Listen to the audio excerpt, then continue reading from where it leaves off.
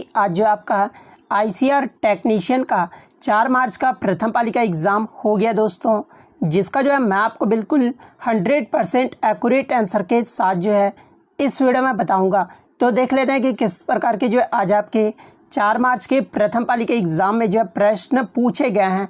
उससे पहले एक बात और दोस्तों कि जिन्होंने भी अगर चैनल को सब्सक्राइब नहीं किया है तो आईसीआर टेक्नीशियन से रिलेटेड पल पल की अपडेट के लिए जो है चैनल को सब्सक्राइब ज़रूर कर दीजिएगा और बगल में ही आपको एक बेल आइकन यानी घंटे का निशान भी दिख रहा होगा, तो आप उसे भी जो है ज़रूर प्रेस कर दीजिएगा। तो चलिए वीडियो को स्टार्ट करते हैं। तो आज का जो आपका पहला क्वेश्चन आया था कि भारत में संविधान दिवस ये जो है कब मनाया जाता है।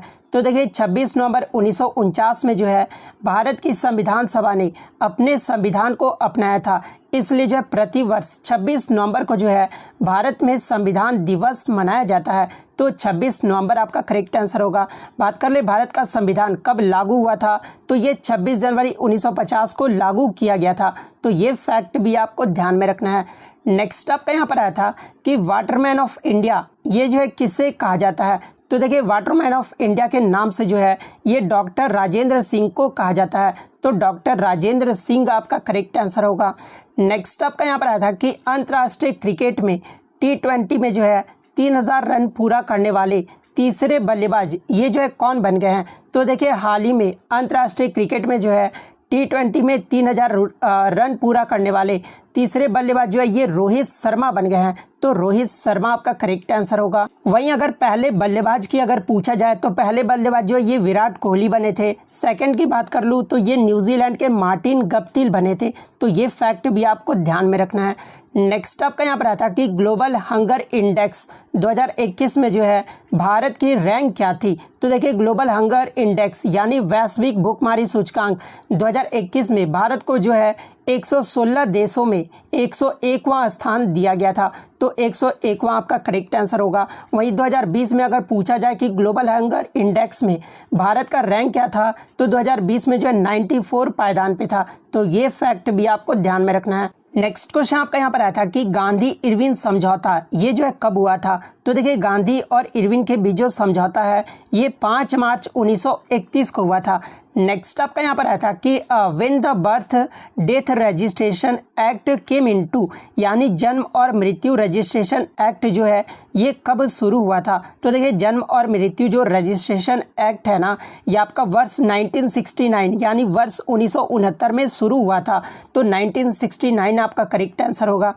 नेक्स्ट आपका यहाँ पर आता है कि which group of animals belong to the same phylum यानी कौन से ग्रुप का एनिमल जो होता है वो सेम फाइलम में बिलोंग करता है। जहाँ पे ऑप्शन में आपका मलेरियल पैरासाइट दिया हुआ था, amoeba, mosquito, earthworm, pinworm, tapeworm, ये सब जो आपके ऑप्शन में दिए हुए थे। तो देखिए आपके जो सेम फाइलम ग्रुप में बिलोंग करते हैं ना ये आपके प्रॉन, स्कॉर्पियन और लोकस्टा ये जो आपके सेम फाइलम आर्थ्रोपोडा ग्रुप में जो है बिलोंग करते हैं। तो ऑप्शन में प्रॉन दिया हुआ था, तो प्रॉन आपका यहाँ पे करेक्ट आंसर होगा। नेक्स्ट आपका यहाँ पर आता है कि normal pH range of human body यानी ह्यूमन बॉडी का जो है नॉर्मल पीएच रेंज पूछा गया था। तो देखिए नॉर्मल ह्यूमन बॉडी का जो पीएच रेंज होता है ना वो 7.35 से लेकर जो है 7.45 के बीच में होता है। तो इनमें से जो भी ऑप्शन में दिया होगा वो आपका करेक्ट आंसर होगा।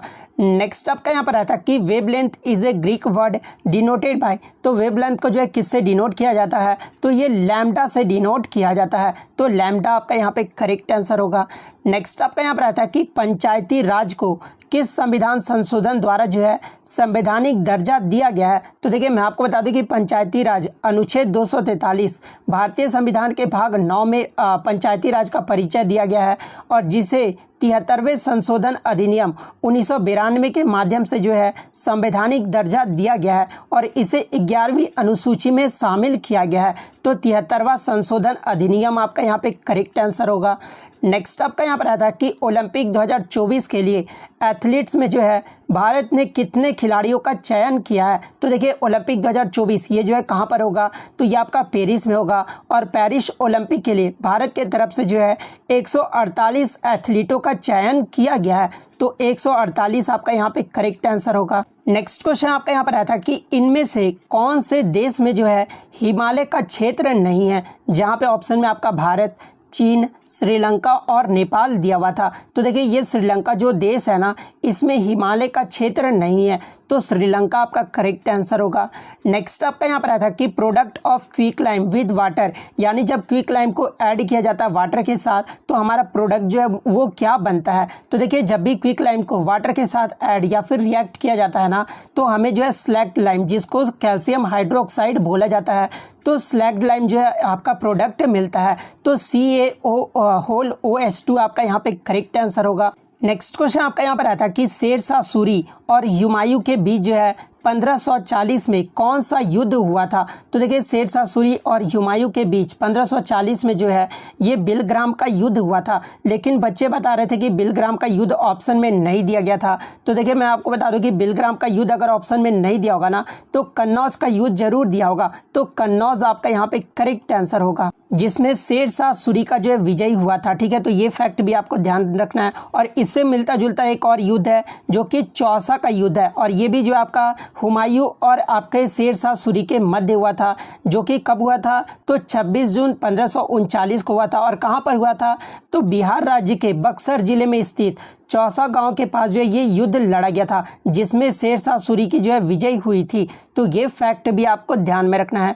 नेक्स्ट आपका यहाँ पर आता है कि दिल्ली ये जो है किस रेलवे जोन के अंतर्गत आता है। तो देखिए ये जो दिल्ली है ना, ये उत्तर रेलवे जोनल का जो है मुख्यालय है, तो उत्तर रेलवे आपका यहाँ पे करेक्ट आंसर होगा। नेक्स्ट आपका यहाँ पर आता है कि टेम्पल और prayer hall in Buddhism called, यानी टेम्पल और प्रेयर हॉल को जो है बुद्धिज्म में क्या कहा जाता है, तो ये चैत्य कहा जाता है। तो चैत्य आपका यहाँ पे करेक्ट आंसर होगा। नेक्स्ट आपका यहाँ पर आता है कि मुजीब बाहिनी का नेतृत्व ये जो है किसने किया था। तो देखिए मुजीब बाहिनी का जो नेतृत्व है ना, ये अवामी लीग के युवा नेता शेख फजलुल मोनी ने किया था, तोफेल अहमद और अब्दुल रज़ाक ने किया था। तो इन तीनों में से जो भी ऑप्शन में दिया होगा वो आपका करेक्ट आंसर होगा। नेक्स्ट क्वेश्चन आपका यहाँ पर आता है कि who sign with Oppo for development of NavIC messaging, यानी ओप्पो के साथ जो है नेविक मैसेजिंग को डेवलप करने में किसका साथ रहा है, तो ये इसरो ने साथ दिया है। तो इसरो आपका यहाँ पे करेक्ट आंसर होगा। इसरो का फुल फॉर्म एग्जाम में पूछा जाता है, तो इंडियन स्पेस रिसर्च ऑर्गेनाइजेशन इसका फुल फॉर्म होता है।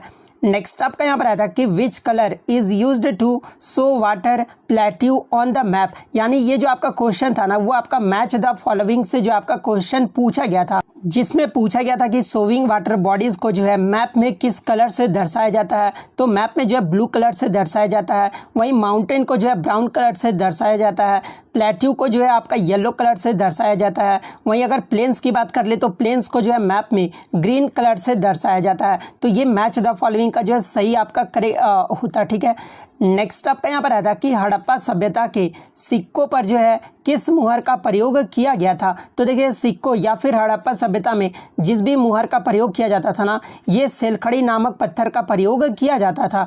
तो सेलखड़ी आपका करेक्ट आंसर होगा।